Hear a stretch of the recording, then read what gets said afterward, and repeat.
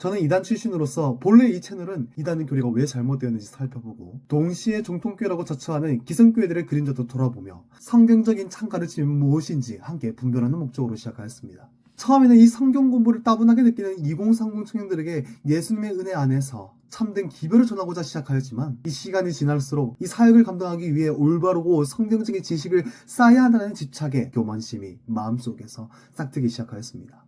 그러던 어느 날 하나님께서 다시 한번 저를 깨우셨습니다.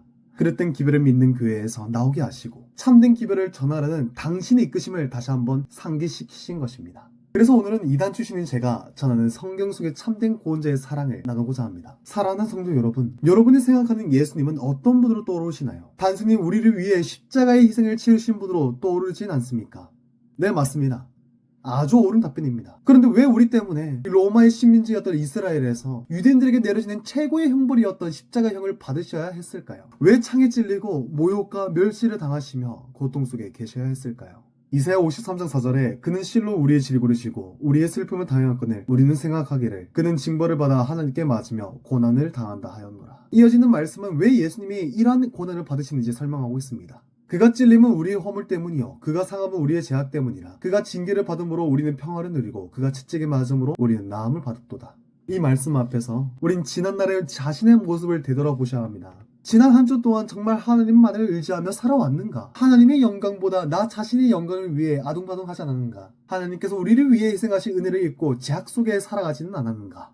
로마서 5장 12절에 그러므로 한 사람으로 말미암아 죄가 세상에 들어오고 죄로 말미암아 사망이 들어왔나니 이와 같이 모든 사람이 죄를 지었으므로 사망이 모든 사람에게 이르렀느니라. 자, 이로 인해 우리 모두는 이 죄의 성향을 가지고 태어나게 됩니다. 로마서 3장 23절에서도 모든 사람이 죄를 범하였음에 하나님의 영광이 이르지 못하더니 거짓말, 미움, 교만, 이기심, 탐욕 이 세상 모든 인류들이라면 누구나 경험하는 죄입니다. 그러나 이러한 죄들을 이겨내기는 쉽진 않습니다. 우리는 죄의 사슬에 매여 심장이 멈추는 그날까지 고통 속에 살아갈 수밖에 없습니다. 그래서 로마서 6장 23절에 죄의 삭은 사망이라고 하셨죠. 하지만 예수님께서 우리를 구원하시기 위해 십자가에서 모든 고통과 죄의 무게를 대신 지셨습니다. 에베소서 1장 7절에 우리가 그리스도 안에서 그의 은혜의 풍성함을 따라 그의 피로 말미암아 구속곧 제사함을 받았으니.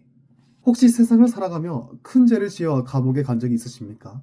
만약에 이 사형수라면 사형 집행 날짜도 정해지지 않은 채 매일을 두려움 속에 살아가야 합니다. 우리의 삶도 마찬가지입니다.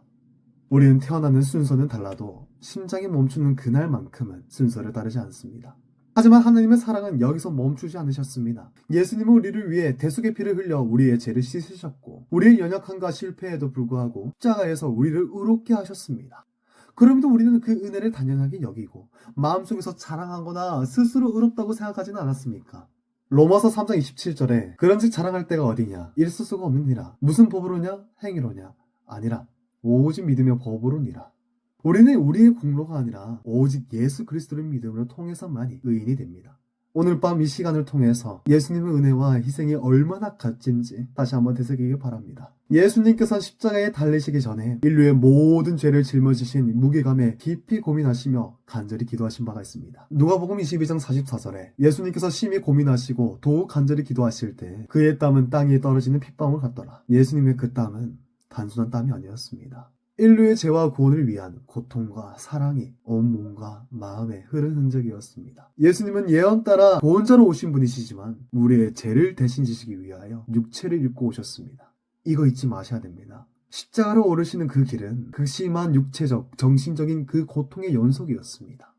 이루 말할 수 없는 그 사랑 앞에서 우리는 결코 그 사랑을 당연하게 여길 수가 없습니다. 우리는 겸손과 감사로 그 사랑에 무너져야 합니다. 에베소서 2장 8절에 너희가 그 은혜에 의하여 믿음으로 말미암아 구원을 받았으니 이것은 너희에게서 난 것이 아니요 하나님의 선물이라. 여러분, 세상의 역사에서 총 4명의 성인이 있습니다. 소크라테스, 공자, 석가모니, 예수. 이분들은 모두 세상을 깨우고 인간과 삶의 본질에 대해 진리를 전한 사람들입니다. 그런데 이들 중에 우리의 구원자의 가르침이 뭐예요? 소크라테스는 네 자신을 알라라고 하였고, 공자는 수신제가 치고 평천을 하였고, 석가모니는 깨달으라 하였고, 그들의 가르침이 다 의미심장합니다. 그런데 예수님의 진리의 핵심이 뭐예요? 나는 부활이요 생명이니. 우리의 구원자께서 주신 진리의 핵심은 부활과 생명이에요. 그래서 우리 개신교는 부활의 종교요, 생명의 종교요, 창조의 종교입니다. 정말 예수 믿는 사람은 오늘 죽어도 살아요. 예수님께서는 약속하셨습니다. 예수께서 가라사대 나는 부활이요 생명이니 나를 믿는 자는 죽어도 살겠고 무릇 살아서 나를 믿는 자는 영원히 죽지 아니하리니 이것은 네가 믿느냐. 비록 이 밤 우리가 죽는다 할지라도 이 말씀을 믿고 아멘으로 고백하는 이 순간에 예수님의 보혈이 역사하셔서 우리를 의인으로 선포하십니다. 그래서 그것이 하느님의 선물이라고 하는 것입니다. 예수님께서는 다시 한번 묻습니다. 나를 믿는 자는 영원히 죽지 아니하리니 이것을 네가 믿느냐.